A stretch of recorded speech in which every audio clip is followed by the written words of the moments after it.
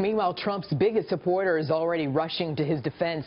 Former New York City Mayor Rudy Giuliani even saying this proves that Mr. Trump is smart enough to know our tax system and how to fix it. Take a listen. My response is he's a genius. I mean, the reality is absolute genius. I mean, the man in the art of the deal, this is described. First of all, we're talking about 26 years ago, perfectly legal. We should get that straight immediately. This is a perfectly legal application of the tax code. And he would have been a fool not to take advantage of it. Judith Miller is here. She's a Pulitzer Prize-winning author and journalist and adjunct fellow at the Manhattan Institute for Policy Research, also a Fox News contributor. Judy, good to see you. Good to see you, Arthel. Okay, let's start here. Is the New York Times report damning or much ado about nothing?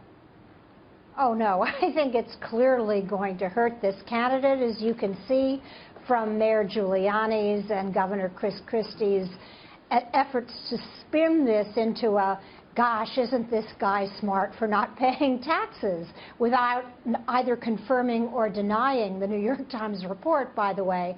Look, it remains to be seen how ordinary voters will interpret this, but I think it's going to be very hard for Mr. Trump to portray himself as a protector of the ordinary, the working guy, when ordinary working people are struggling to make ends meet and to pay their taxes and their fair share.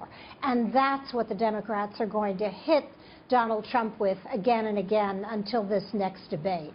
But as you already heard, Donald Trump supporters are going to say, listen, this is going to prove that Mr. Trump knows the tax system well enough to help out the average American, because he has used it to his advantage so that he can fix it, that if he becomes the president, and make it work for the smaller worker, if you will.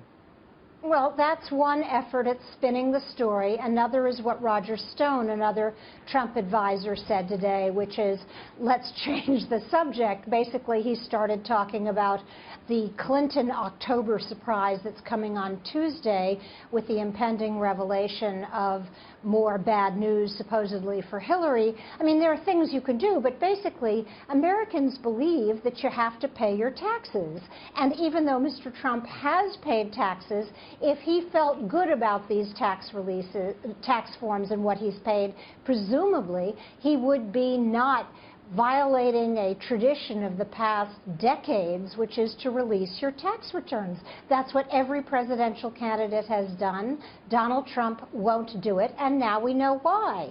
And I think the New York Times story, which has been widely picked up, we're talking about it, everyone's talking about it, really raises questions about, one, to what extent he kind of skirted the law. Now, everyone says that this is not a violation of the law as far as anyone can see, but, you know, it's the same thing as creating a foundation, which is what Donald Trump did, and then making donations that involve other people's money. I mean, Donald Trump has not put any of his own money into that foundation that resulted in donations since 2008. So you see a kind of pattern of a man who's kind of just playing very close to the legal line. And I think it raises more questions about his suitability for office. That's surely the way the Democrats are going to spin it. And this would be yet another distraction for the Trump campaign, his advisors, to deal with, because as you just said, the Clinton campaign will probably try to chew on this as long as they can.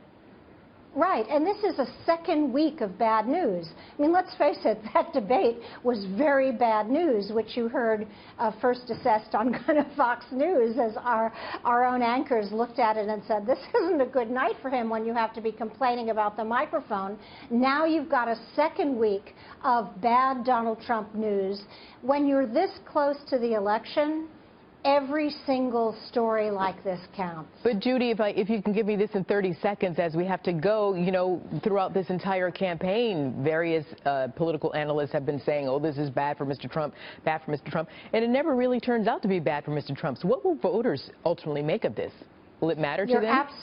You're absolutely right, and I've been one of those people who, after he attacked John McCain and attacked former President George Bush, said, no, this is never going to fly. But Donald Trump went on winning primaries, and yet the general election, as we all know, is a different kind of contest. So we're going to see what ordinary Americans will make of this. But I think those of us who struggle every year with taxes will not look kindly upon what Donald Trump has done. Judy Miller, thank you. I have to leave it there, Judy.